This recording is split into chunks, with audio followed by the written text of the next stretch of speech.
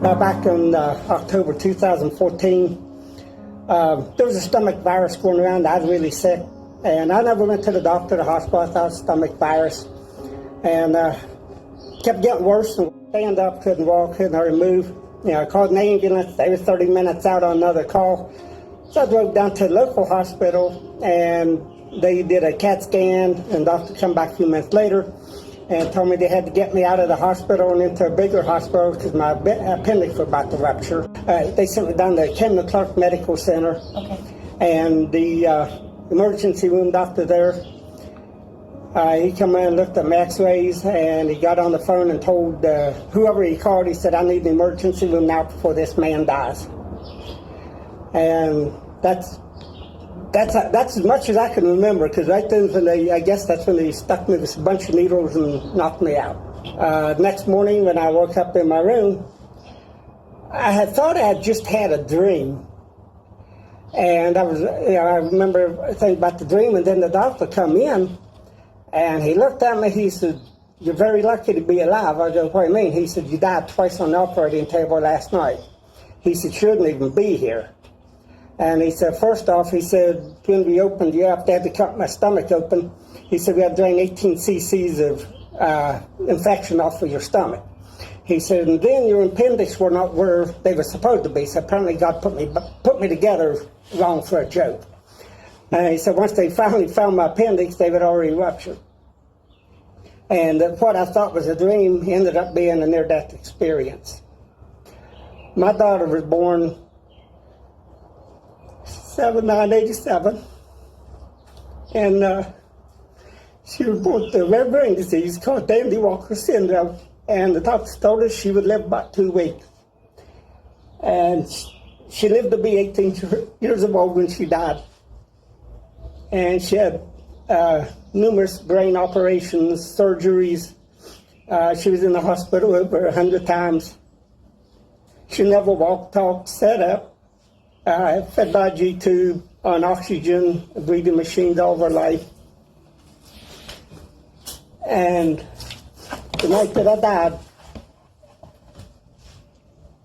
I didn't see no tunnel with the bright light or anything. It's like I just woke up and I was in this place. I saw angels in white boats and a beautiful, brilliant, bright light, and you just feel the love and everything just coming through. There was no hate, there was no sadness or anything, just the love coming from the light.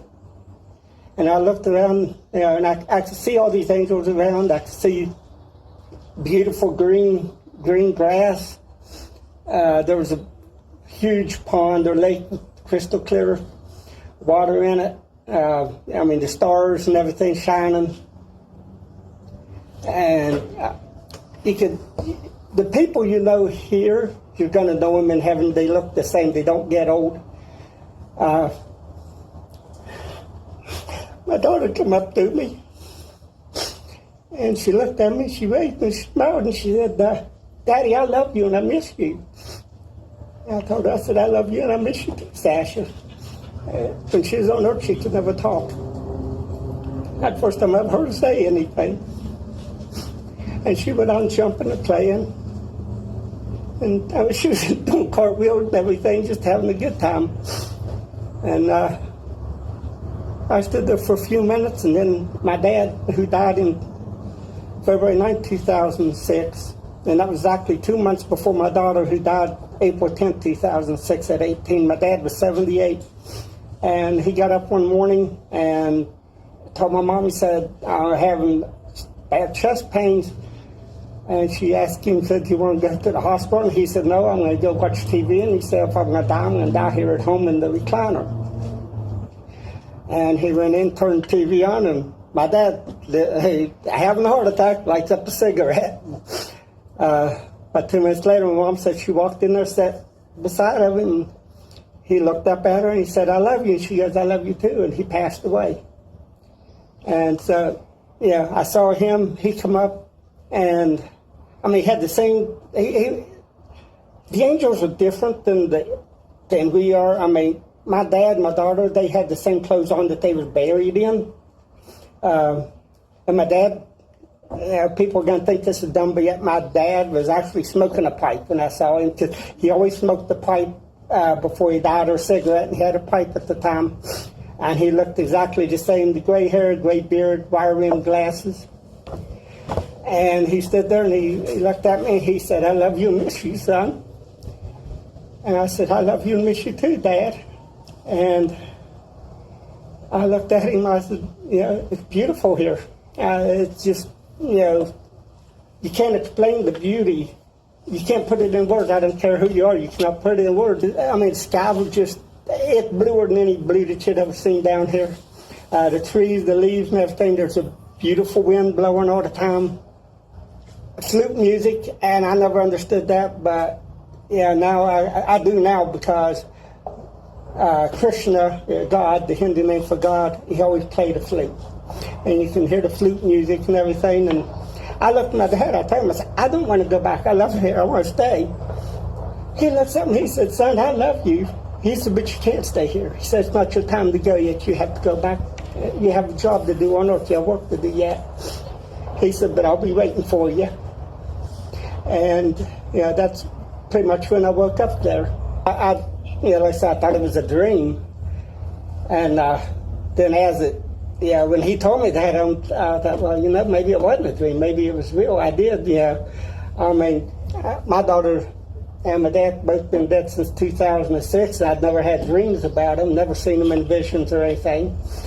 And this just popped up as clear as a bell.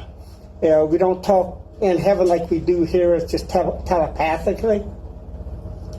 And I mean, it's just, once you have an NDE, you never forget it, because it just changes your life dramatically. I mean, I have more empathy. Used to be, I didn't care if somebody died or not, or what, I mean, I was on antidepressant, depression magazine, antidepressant, anxiety meds, heart meds, lung meds, high blood pressure, cholesterol, and it made me into a zombie where I didn't, I really didn't care about anybody. But after this experience, I'm like, there had to be something better. Better than taking 50 pills a day. Better than being in the hospital 3 and 4 times a week, or at the doctor's and everything. And don't anybody do this at home. But I literally weaned myself off of medications myself and started taking herbs and vitamins, using essential oils, changed the diet and everything. We're now vegetarians. Don't do it without consulting a physician. Promise me you don't do it. I'm not recommending anybody do something stupid like that. But it was an experience. I remember till the day I die. My daughter looked just as beautiful with a smile. And she had the shirt on that she was buried in, said, "I'm a little angel." Yeah. And that's what she was buried in. And, I didn't, we didn't talk much, but just be able to see her, and she's not in the wheelchair. She's up and running around, jumping and playing. Something she never did on earth. And I mean, I still miss her dearly, but I'm glad she's better. I know she's in a better place. She's not in pain. No more surgery, no more sickness. And so I mean, and that's also the reason I didn't want to come back. I didn't want to leave my daughter and my dad. I mean, but the beauty of it, and just to feel the love from the light and everything, it's just. Lady wrote a book years ago. I can't remember her name, but it's Embraced by the Light. Pegi. Yeah, and I read the book, and at first I thought, she's kind of strange, near-death experience. People didn't talk about it then. But, it says she was embraced by light, and I thought, God embraced her, God embraced her. Well, God was the light. God did embrace her because he embraced her with the light. And God is the light that you see there. And a lot of things in her book that I read, I thought was totally crazy. And, she had lost a marble or two. And now, since the near-death experience, I got up one morning and told my wife, I said, let's go see the Krishna Temple of Gold, Palace of Gold up Mountain. Well, we went up there. and met several people, took a tour of the palace and everything, went through the temple and talked to several people, and we got home that night, and I'm thinking, man, them people are crazy. They're weird. Yeah, they're really strange people up there. And I sat there, man, I'm thinking, I fit in right there. And we've been going back, we're devotees now. It's changed my life, because now, even with the near-death experience beforehand, I was closed-minded about it. The only religion I would believe is what was in the Christian Bible. And if you didn't believe what was in the Christian Bible, you're going to hell. That's the way I was brought up.